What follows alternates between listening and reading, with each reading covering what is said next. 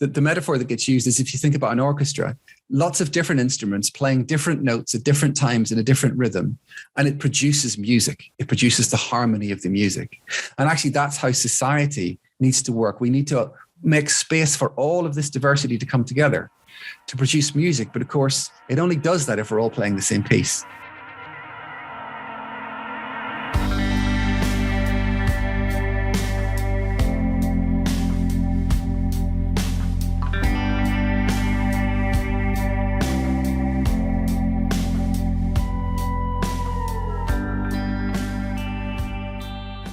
Hello and welcome to another Human Givens podcast. I'm Jo Baker and I'm part of the Human Givens team. My guest in this episode is Gareth Hughes, a Human Givens psychotherapist. Gareth is the Educational Director at the Human Givens College. He's also a researcher and nationally recognised expert in student university mental health and wellbeing. Gareth's contribution to high-quality student learning has seen him awarded the Fellowship of the Human Givens Institute, as well as a Principal Fellowship of the Higher Education Academy. For many years, Gareth worked in psychological wellbeing at the University of Derby, where he carried out research into the wellbeing of students and the link between learning and wellbeing, and also emotions and learning. His research can be seen in publications in various academic journals. And today, Gareth and I are going to be discussing human givens and a flourishing society. So Gareth, thank you so much for joining me today. It's okay. So maybe we can start with where your interest in this first really began to germinate. Yeah, I mean, I guess it's probably a question I've been interested in for many years. I mean, I should stress right at the very beginning, I'm not a philosopher of society. I'm not a political scientist. So I'm not coming at that from that kind of expert opinion. And there are lots of people who could talk about the things we're going to talk about this morning and have written about it far more eloquently than I can. But I guess my interest in it starts from the work that I did on the University Mental Health Charter. So this was a piece of work which we published a few years ago, and which is now running as a kind of award scheme for universities, where people may well know there's been an increasing concern about student mental health, but also staff mental health within universities. And so we were trying to work out, well, actually, what is it that we need to do about this? What is it we need to do to improve student mental health? And you start by thinking about, well, what are the services we need to provide? And very quickly realize, well, actually, that's not going to be all of the answer, because lots of people don't access services. Services don't necessarily work for everybody. And actually, what we want really to do is prevent people getting ill in the first place. And then you start looking at, well, what are the things that affect people's mental health and that we need to look at? And actually, as you start going through the evidence, it becomes clear that, well, that's everything. Because it's physical environment. It's the environment you're around. It's the culture you're in. It's the things you do on a day-to-day basis. It's how you socially engage. And so therefore, for universities, it becomes, well, it's everything that you do. And that then leads to us developing what we call the whole university approach, which we then tried to capture in the charter. We tried to look at everything that universities do and think about, well, actually, if you were supporting mental health and wellbeing through this activity, what would you be doing? How would you do that? And we established kind of principles of good practice in each of those areas. But what kind of became clear through thinking about all of that was I started then thinking about, well, there's a lot of learning we're generating from this. And I wonder if there's other areas of society we could use this for. But then my thought kind of went, and it kind of naturally starts thinking about, well, actually, could we think about this more broadly? Because universities in themselves are kind of mini societies anyway. People don't just study there. They also live there. They literally live within their university. They work there. They have their social life through their university. Universities are organized more like societies than they are like organizations. They don't really work the way organizations do. You have a kind of central government. You have a civil service. It works in that way. And so actually, maybe there are some things from this that we could actually think about when we come to think about society more broadly and the issues that are going on there. So I think that's really where my ideas germinated. And in order to do the charter, I started having to read and re-engage with lots of the kind of this philosophical discussions going back, thousands of years about what makes a good society. So that's really where my entry point to all of this is, I think. Yeah. So what does a healthy society look like? Well, that's a very contentious question. And it really depends on what you mean, which is one of the reasons it's kind of so interesting. I get attracted towards questions that are difficult and complicated. I get quite excited about them. And I guess that's one of the reasons I get attracted towards all of this. But if you think about a mentally healthy society, then it kind of does have to think about all of those aspects I talked about earlier. How do we actually get our heads around thinking about everything that we do and its relationship to mental health overall? And so I guess that's then where from my perspective, being a human givens therapist, I then started to wonder, well, actually, could human givens theory help with this? Could the way we think about human givens actually help us think about What does a mentally healthy society look like? How do we go about creating that? And is that the thing actually we should be doing? Actually, is that the thing that's helpful? Or actually, should we be thinking about other things, and then mental health will arrive as a result of all of that?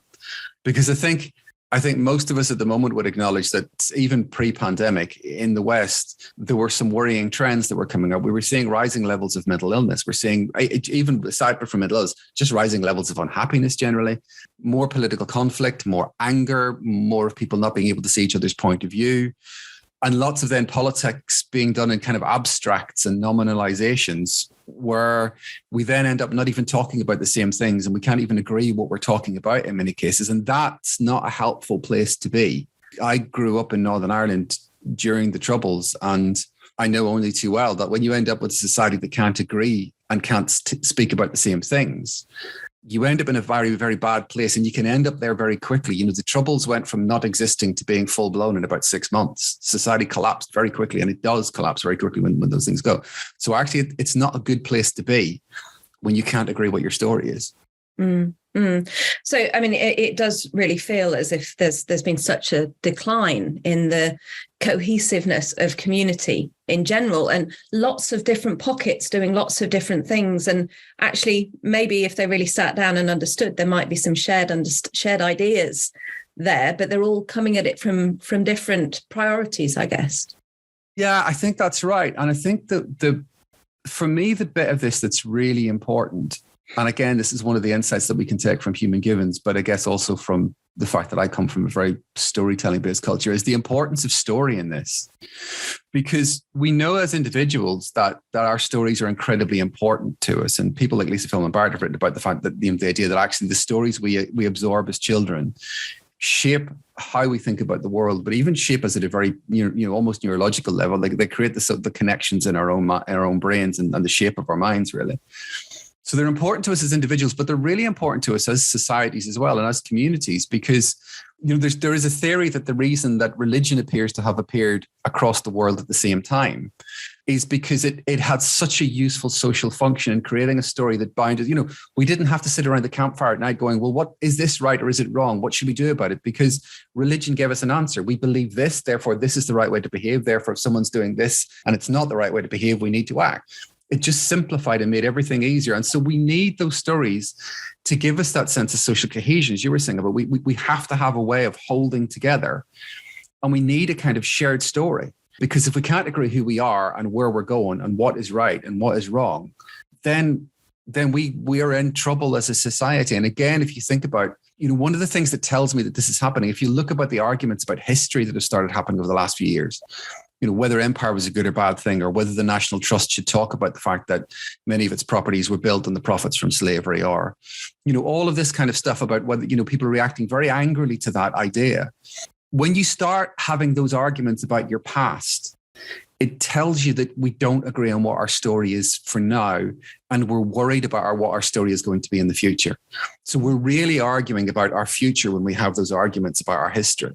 And again, in Northern Ireland, the arguments were, I used to have to be sent away to relatives because there was a march on my street every July that was celebrating a battle that took place in 1690 and that led to physical violence in the present. So when you start having those arguments about your history, again, it's a concerning thing. So that concern about story is really then, again, one of the things that attracts me towards this is to think about, well, actually, do we need a new story? Do we need some kind of story framework that can help us to think about what's going on and what we're going to do next? And one that's clear rather than one that is, in effect, what you're talking about here is a form of censorship. Yeah. Well, there could be a form of censorship, but it's also, I just think about, there's a really interesting thing. Richard Bentl's been doing some really interesting work at the moment, looking at political views and kind of thinking styles. And some of this, I think, is also about safety and security in terms of our story. And some people feel very comfortable with a complex worldview, and some people want it to be simple and clear. And there's a conflict in that, and there's a balance point in that we need to find as well. And so people then react on both sides of it, even struggling to really even just understand how people on the opposite side of the argument can even think in that way. It just makes no sense. How can you get to that point? But it's coming out of a different mindset of looking for different things in your story, either looking for the certainty and the surety of a simple story, are looking for something that can actually engage with the complexity that you see in the world. I think this is one of the reasons we see such splits in view between young people and older people right now. What are the bigger dividing lines in terms of political view at the moment in our society is actually between young and old. But if you talk to, we both work with students, their level of comfort with complexity around things like sexuality and gender, it's just not even a thing that they need to think about. It's just comfortable. It's part of their life. It's part of their universe. It's just a thing that is that kind of idea of spectrum of gender and spectrum of sexuality. Whereas, many older people would just kind of say, well, but for gender, there is male and there is female, and it's that simple, and everything else is just complicating things and is not seeing the world as it is. And then young people hearing that kind of confusion or which is a genuinely expressed thing, I think, don't hear confusion, they hear prejudice. Yeah. And so you've got these two conversations happening that are actually, people aren't even hearing each other having the conversation anymore, because there's just, as I say, you've got a generation of people who grew up where gender was just simple and straightforward, and you could be secure in that belief, and a generation that's been brought up with an idea of it being complex and who have just absorbed it and are perfectly comfortable with it, and who find challenges to that kind of threatening. So some of it, as I say, it's about the fact that the way we talk about it, the stories that we have to talk about it are just different. And really that comes down to model of reality. Completely. Yeah, completely. And this is, I think, the issue is that we lack a shared model of reality. Now, we always have our own individual ways of coming at things and our own individual model of reality. But if we're going to hold together as a society, we have to agree on something. And we have to agree what we're trying to do and where we're going towards somehow. Now, it's important not to overdo that, because I think, if you look at past times when we would have thought about having social cohesion, if you look back to the 1950s in the UK, and you might think, well, we had a clear sense then. There was the post-war consensus and social cohesion. But, if you were gay, there wasn't a role for you in that. If you were black, on one of the Windrush generation, there wasn't much of a role for you in that. So let's not overdo how good that social cohesion was in the past. But that is one of the challenges now that we're recognizing those kinds of things more, and we're making more space for everyone to feel part of it. That gives us a bigger challenge to find a framework that can hold all of that together, I think. I mean, it might not be something that we can answer today between ourselves, but can we look back to a time when we can say, oh, this was an era of optimum social cohesion? I think it really depends on whose point of view you take. Again, really. Model of reality, yeah. Model of reality, absolutely, yeah. Because I think there were times when we probably did have. I mean, there were forces that pushed a social cohesion together. So, you could argue, for instance, that, the dominance of Christianity in the West, for instance, created models of social cohesion. Everyone believed more or less the same God and worshipping in the same way for quite a while until the Reformation happened. But then, under the pressure of that, if everyone feeling the same, then the Reformation does happen, and you get hundreds of years of horrendous violence across Europe as a result. So it's quite difficult. I think when we look back to the past, we smudge out all those difficulties and we see the easy picture to grasp and hold. So I doubt there was ever a point when it worked perfectly. And I think it's something we're always working towards. I think the issue at the moment is we've forgotten that's what it is we're trying to work towards to an extent. And if I look at some of the analysis at the moment, some of philosophical writings that are happening right now, I think some of the best analysis for me is this idea that to an extent we've forgotten what society's for. I mean, why do we do this? Why do we live together like this? Why do we all band together? 60 odd million people in the UK as part of one country. Why do we share our resources in this way? Why do we live next door to neighbors who, might suddenly grow Lelandii that block out our sunlight? Why don't we just all go off and live by ourselves? Why don't we all just split away and live completely separately? And part of the answer to that is, it's because human beings aren't solitary creatures. We need other people. In order to meet our needs, we have to be needs for community. We need a community around us. We need to be connected to other people. Otherwise, it has a really negative impact on us. But actually, I think that question about, well, what's society for, is kind of where I then arrived. And that's not a new thought. And many, many people have thought, more intelligent than me have arrived at that thought and come up with much better answers than anything I'll ever conjure up. But I think it's an interesting place to get to. The parallel I draw is with the writings of Alistair MacIntyre. In the early 1980s, wrote this book called After Virtue, where he talked about the fact that one of the reasons we struggle to understand what's right or wrong anymore, one of the reasons we struggle with the idea of morality, is that we've forgotten that morality had a purpose.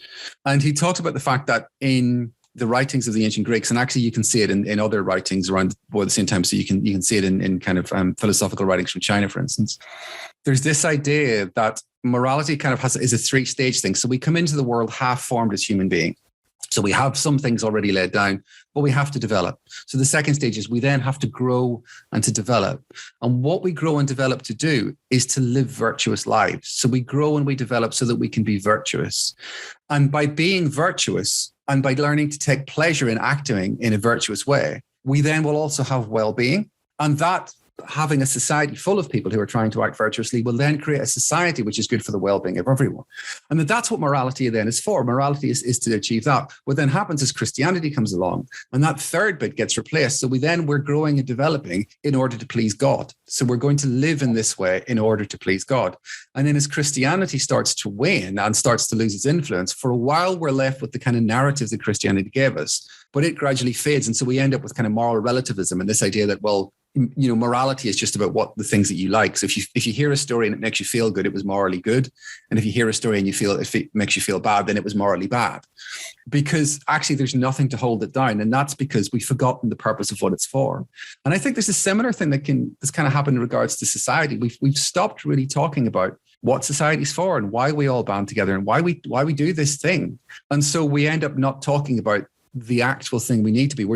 It's kind of like in therapy where you're not really focused on the real cause of the problem. You can do an awful lot of good work to help somebody manage what's going on, but if you're not really dealing with the actual problem, you're not going to get to a real solution for them in the future. Mm-hmm.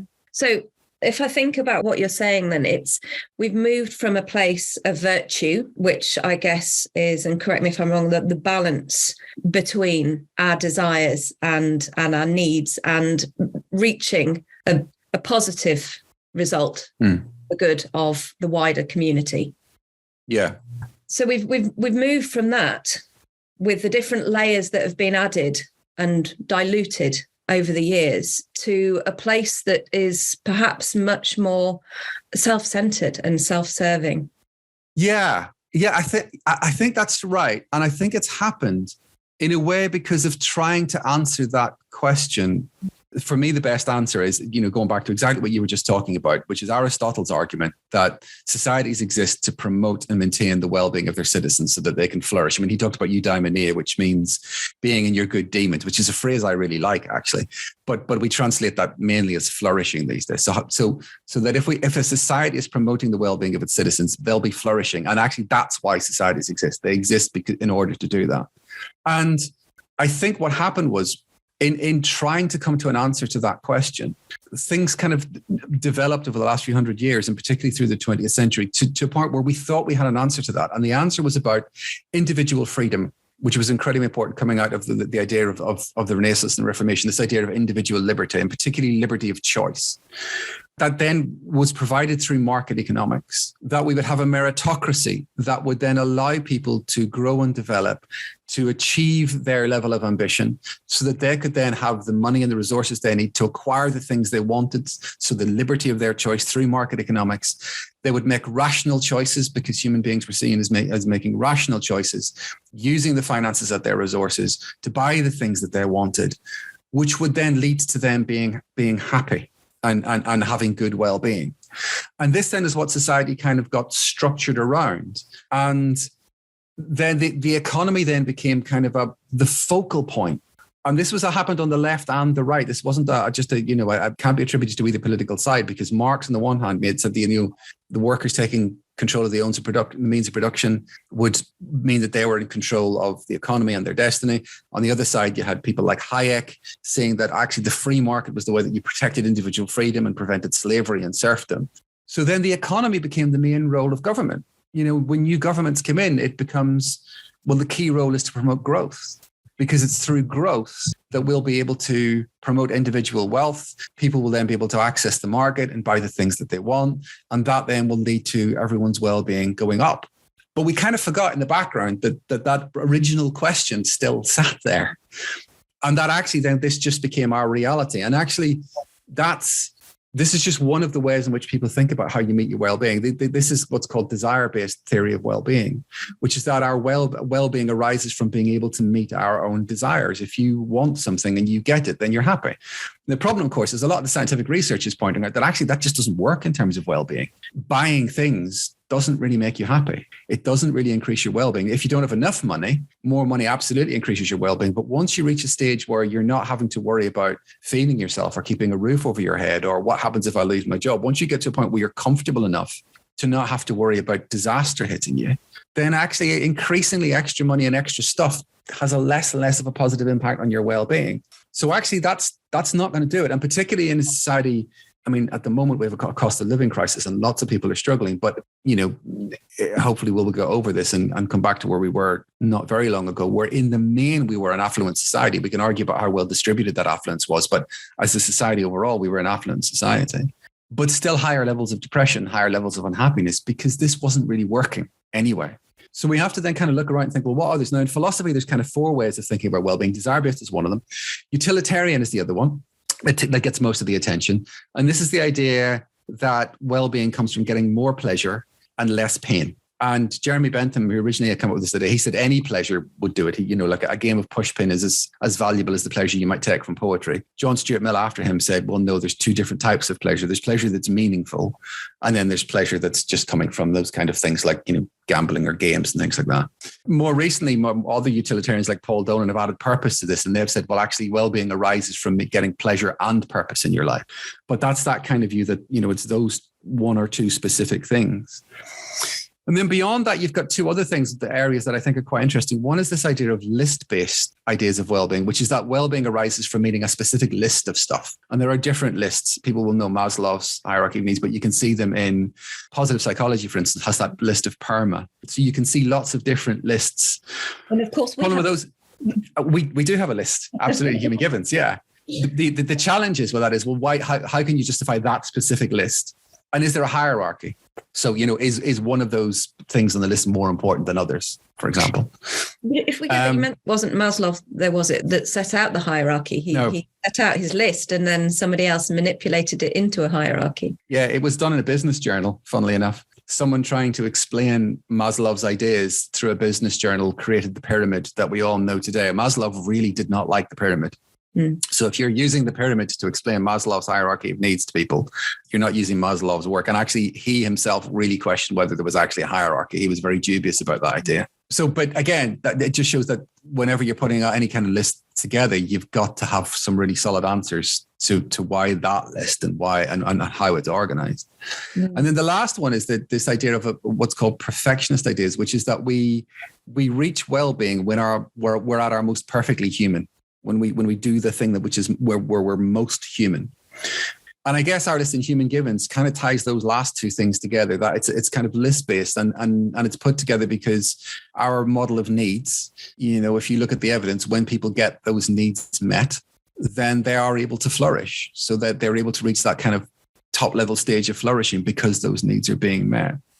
There's also 2 models in psychology of well-being, at least 2 other models. So, there's real arguments about what it is that actually brings well-being about, which makes this whole question about how society can support well-being really complicated. But that, I guess, I was reading all of this stuff, trying to think about this. And the challenge, I guess, with all of it is you can't come up with a framework that takes a side, because what we're looking for is something that can give us a shape to look at the world that allows us to still debate and discuss and disagree and research and figure this out. If it determinately says, oh no, we're going to take a left-wing or a right-wing approach to all of this, then actually we're not really giving an approach that takes in the diversity of human thought. Yeah. And the other thing is we've got to have a framework that takes in the whole diversity of human experience as well, and the diversity of the society that we have now. But like we were talking about earlier on, for the complexity.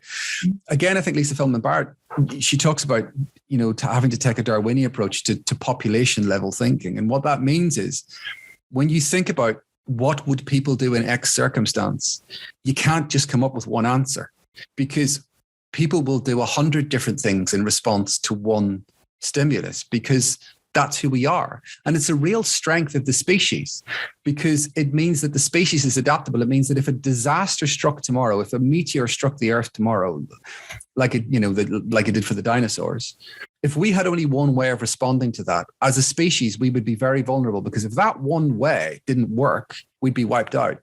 But if you've got 100 ways of responding to it, and different people go off doing different things, then some people will perish, unfortunately, but some will survive, and therefore the species will survive. So actually, all of those different responses are informed by learning. Exactly. By those different experiences that we have as people, by the things that we individually and as communities learn. And as a result of all of that, as a species, we're so much stronger. Diversity is actually our strength. Our complexity is the strength that we bring. And it's why we've become the dominant species. It's that adaptability that's made us dominant. So as a society, having diversity is really helpful, because it makes you adaptable. It means when the environment outside changes, as a society, you're more likely to be able to change. There was a time when what was really valuable was having people who were really good at metalwork, because that was the dominant technology. It's less helpful now.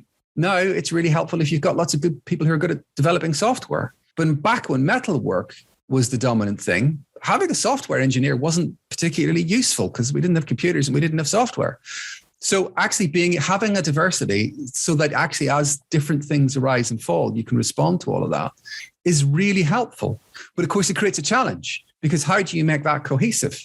And I think I really like this Chinese idea, this Confucian idea of harmony. Now, in the West, we interpret the idea of societal harmony as being about uniformity, and that it's being imposed on us. But actually, from the Confucian perspective, harmony comes from the metaphor that gets used is, if you think about an orchestra, lots of different instruments playing different notes at different times in a different rhythm, and it produces music. It produces the harmony of the music. And actually, that's how society needs to work. We need to make space for all of this diversity to come together to produce music. But of course, it only does that if we're all playing the same piece. And I think that's the challenge. What's this piece? That's actually going to allow us to have this social cohesion whilst protecting individual freedom. Because that, again, is the thing that all philosophers, back to Aristotle, up through Rousseau, Bertrand Russell, all the way up to today, is that there's this tension in any society between social cohesion on the one hand and individual freedom on the other. Because we've seen attempts to impose social cohesion in places like communist Russia, and the Soviet Union. And actually that attempt to squash individual freedom was horrendous for people's well-being.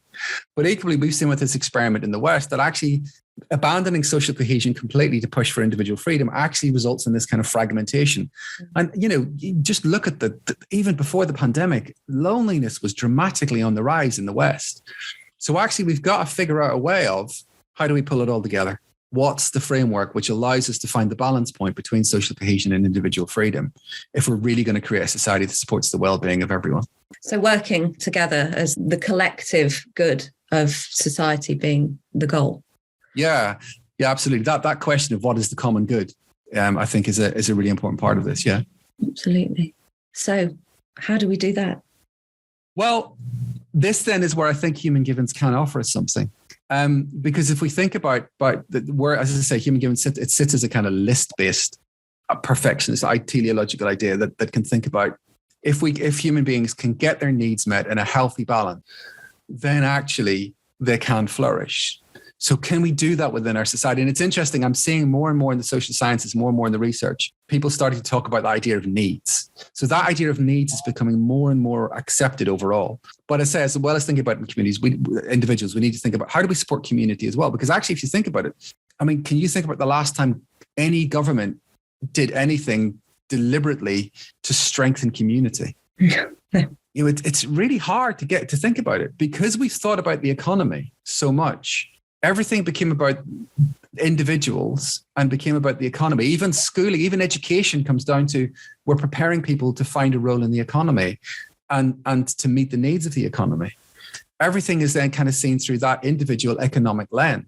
So actually, we need to think about how we do that. So one of the first things I think that Human Givens gives us, I think, is, and it draws on old philosophies to get us here, is this idea of healthy balance. This idea that you're not looking for a perfect point of balance. And I think that's really useful because, one, it takes us away from the extremes, first of all. So we can't stay in our extreme views on either side of the argument. We have to acknowledge that actually the truth is going to be somewhere in the messy middle, somewhere where the nuance is. We've actually got to walk into that complicatedness in the middle to work out where the healthy balance point is going to be. But also that we're not looking, Aristotle and Confucius all talked about this, about, they would talk about the fact that if you think about generosity, for instance, the balance point between being, generosity and the two extremes of that would be miserliness on the one hand and being spendthrift and just giving your money away on the other hand. And neither of those places is good to be. But actually, generosity is more towards giving your money away in a reckless way than it is towards miserliness. The balance point isn't in the middle. And our recognition that in different circumstances, the balance point will be in different places. So different people will have a different healthy balance. And as their lives go on, their point of healthy balance might shift and change. And different communities will have a different point of healthy balance. And as the environment around them changes, that point of healthy balance might shift and change. So that actually this needs to be quite a flexible thing. Or whatever our framework is, it needs to be quite flexible. And then I think there's two other things that Human Givens adds to those other needs theories that are around. One is this idea of resources. Because I think that takes us back to this idea that human beings need to be constantly growing and developing. There's never a point when we're done, when that's it, we're there.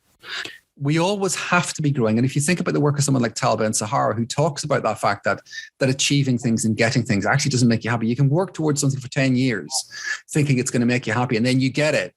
And there's a kind of anticlimax. Or it might make you happy for a little while and then it fades quite quickly because we normalize stuff.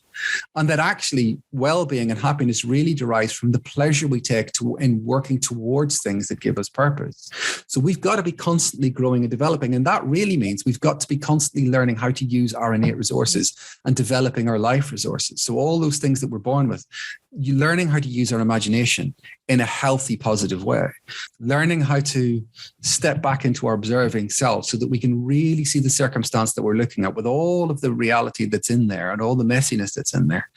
Learning to balance our emotions and our rational thinking. So learning all of that, and all of that's a constant ongoing challenge, as well as learning the skills we need for where we are right now. Sorry. I was just going to say, it's being able to use those resources in a healthy way. That's kind of our superpower for adaptability, really, isn't it? Exactly. Yeah, absolutely. Yes, it is. Because it's one of the things that makes us so adaptable is that we come into the world with those resources, but how we use them then gets determined by our environment. If you think about, our ability to learn language, most of us are born with the ability to learn language, but the language we learn is entirely dependent on our environment. And the same thing will be true with all those other resources. The level of emotional expression that you learn massively depends on the culture that you're born into. I mean, again, there are social constructive arguments that would say that actually the emotions that you have are determined by the culture and environment that you're born into. So there's this interplay between the environment and what we're born into, and that then again makes us as individuals and as communities really adaptable. And so we have that sense in Human Givens that actually, yes, we come into this world half-formed, exactly as those kind of original virtue theories would have it. And then we need to grow and to develop in order to meet our own needs and to help other people meet their needs, because that then creates community where we're all able to get our needs met. And then the other really important bit that Human Givens gives us in order to be able to think about this is the idea of barriers. And I think that those idea of barriers are actually incredibly revolutionary, the Human Givens idea of 3 barriers, because if you read the literature, as I do a lot, and a lot of the arguments and the discussions around mental health, there's huge disagreement and huge argument spoken about in really emotional terms about what is it that creates mental illness. And for everything from it's an illness, it's biological, it's within the individual, to it's nothing to do with biology, it's environmental, it's social, it's about social justice. And again, you look at all of those things in between, like, well, how do we join up all of this stuff, like the impact of the physical environment around us, the impact of inequality? There are lots and lots of things you can point at that clearly have a causative role in developing mental illness or good mental health. And it's a really complex, confusing picture until you put the 3 barriers on top of it. And you realize that actually everything that gets talked about in the literature falls into one of these 3 barriers. So first of all, the environment.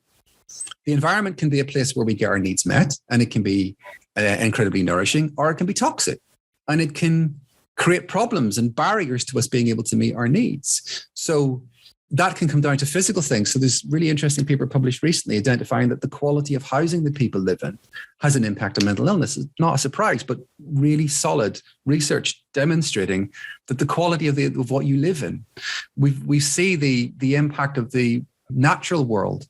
More and more literature showing that the more contact you have with the natural world, the better your level of well-being tends to be.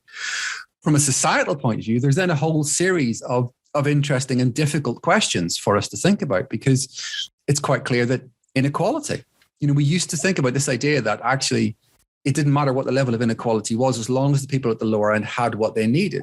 Actually, it's becoming increasingly clear that an unequal society creates a lack of cohesion and impacts on things like our need for status and our need for, that need for value and our need for community and connection, and actually therefore has a negative impact on mental health. So how do we tackle that?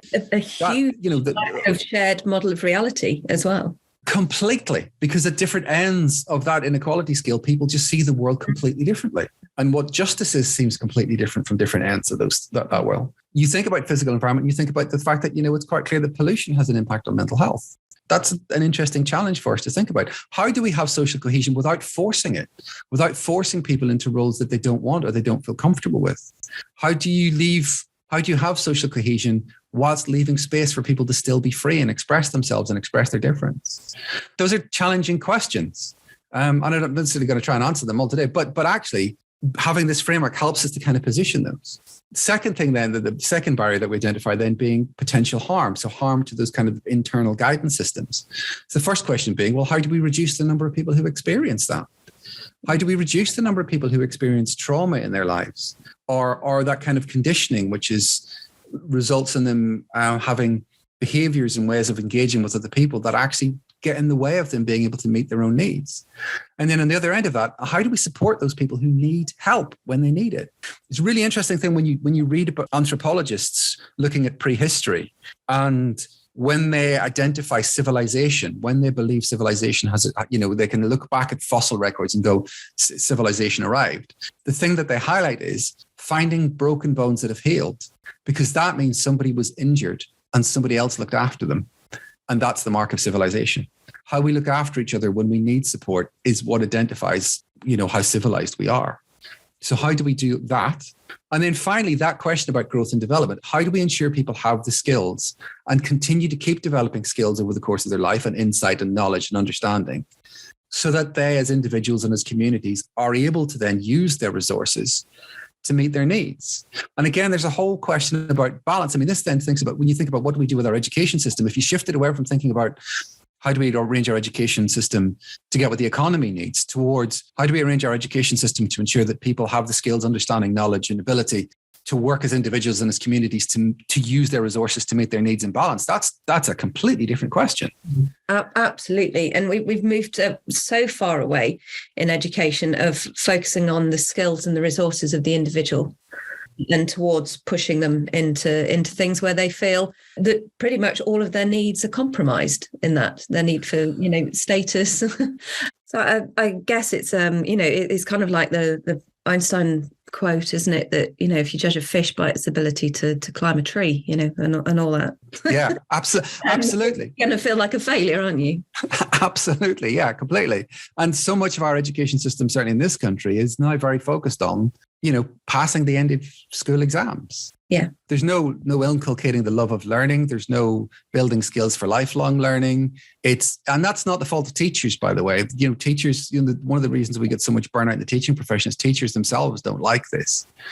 But it all comes back to that original framework, which is that actually, if we train people to be able to pass the exams, then they'll be able to go to university or get the job that they need. Then they'll be able to earn the money that they need to buy the stuff that will therefore make them happy and therefore lead to the good well-being. It all comes out of that original thought process in response to what we as a society need to do. And that isn't working. But I think if we can shift that, and if we could, I think the human givens framework is I've been working with it for years. I know you have as well. And Andrew Morris talks about, trying to break it for years and not being able to, because it's such a strong, flexible model. It's such a strong, flexible theory that fits with who we are as human beings and poses the difficult questions. It doesn't give you all of the answers. So it has flexibility within it, but it doesn't force you into one particular set of answers. And it allows you to move away from those extreme rigid views and forces you to step into that messy nuance in the middle, because there isn't one way to do this that's going to be right for everybody. So how do you find that best balance point for society that allows everyone to get their needs met, and really genuinely everyone to get their needs met, including that need for autonomy and control and freedom, and those needs for community with a diverse population? Yeah. And I guess, of course, it's got that flexibility to adapt to new learnings, to new understandings, and it's constantly evolving. So to steal and misuse a phrase from Matt Haig, it's having a framework that's baggy enough to live in. Yeah, exactly. Yes, that's a very nice way to put it, actually. And I think that's kind of, I guess, what we need at a societal level as well. What we need as a society, a framework that's baggy enough to hold the diversity of our society, the diversity of thought and opinion, but still give us a way forward that we can agree on, still give us something to focus on that we can all think, if we reach there, it would be a better place. Now, we can disagree about how to get there. We can have arguments. We can do research to try and prove what would be the best way to get there. We can try and work it out, and we can do trial and error as we go along. But at least we know where we're going. If we were focused on a society in which people constantly grew and developed so that they were able to use their own resources as individuals and as communities to meet their needs in a healthy balance that was right for them in that moment, wouldn't that be a great place to be as a society? Yeah. And if that was the question we asked ourselves, and if our politicians came into power asking that question, would we get better answers and better leaders? And that for me feels like quite an exciting possibility. It does. And it totally revolutionary that everybody comes in with a shared purpose rather than coming in to undo what the predecessor did. Yeah, absolutely. Yes. If we looked at, and there have been periods in the past where there was a bit of that. I mean, there was a post-war consensus where there were shades of opinion around something, but there was a general consensus in a way in which we're moving forward, which I think was helpful. And all those other things that you would look like at economic growth and so on. Actually, levels of economic growth were much higher during that period of post-war consensus than they have been since. Levels of individual wealth grew. Levels of social mobility were higher. So even if you did want to take it back to those economic factors, actually that post-war consensus was much more successful than what we've had since from an economic point of view and from a well-being point of view. Now, again, that paradigm broke down. And we also have to acknowledge that this is what happens. We create an answer to the story, to the question. We have a new story. And that story allows us to pursue the future and is really profitable and works for a while. And then over time, it stops working because no model can do everything. And as human beings, we tend to take things to extremes. So we go too far in one direction and then we have to check and come back the other way. But I think if we can get a more flexible model and one which actually is focused on who we are as human beings rather than thinking about us as economic actors, then I think it's more likely to get us there. And I think the other thing then we can take back is we can also then take this back into different parts of society. So we can come back and think about workplace. And if you're thinking about the workplace being a good place for well-being, it's not enough to just provide yoga and mindfulness classes, which lots of workplaces do. And it's great that they do, but that's not going to do it on its own, because that's just one thing. That's just about you helping develop some skills in your employees. You've also got to think about, is there anything in the workplace causing harm that you need to stop doing? What's the support you need to provide to those people who might have experienced harm? So, employer counseling services and stuff. But then the really difficult question is, and what's happening in the environment in the workplace? That what's happening in the culture of the workplace that's actually either supporting or not supporting the well-being, because actually that's going to be crucial. You can provide whatever support you want and help people learn their individual skills to build resilience, although it's a phrase I don't like. But actually, if the environment's toxic, your employees are still going to end up ill and going off work, and your productivity rates are going to go through the floor and all of those kinds of things. So actually, if you're going to, and this is the thing that I think in the University Mental Health Charter, you've got to tackle those three things. You've got to tackle environment and culture. You've got to provide support for those who need it. And you've got to help individuals and communities develop their skill and their ability to respond to change and be able to use their resources to meet their needs. And in any part of society, in any organization, you've got to do all three of those things if you're seriously going to have a real impact on well-being and mental health. Absolutely.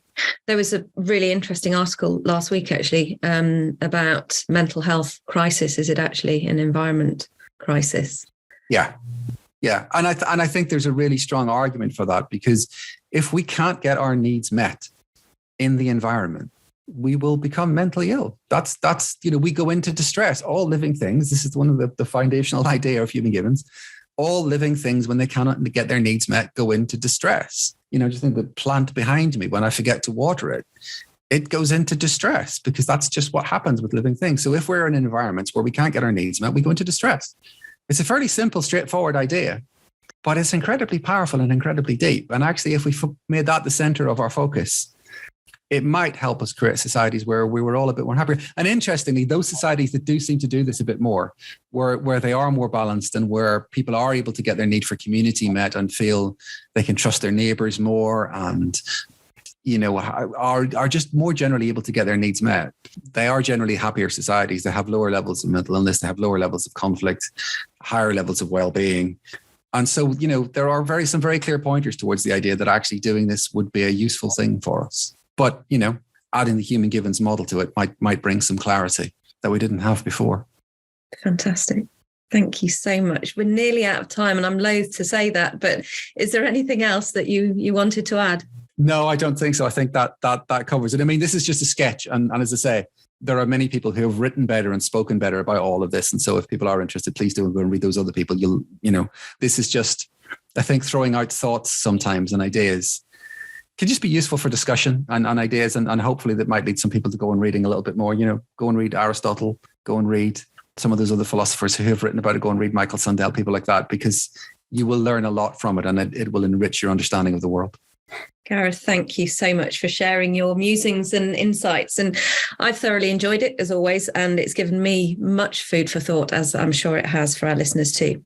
If you'd like to explore the Human Givens approach and the training that we offer, including the diploma that both Gareth and I tutor on, you can find out more by visiting our website, the link for which will be included in the podcast description. Thank you so much, everybody, for listening. Until next time, goodbye.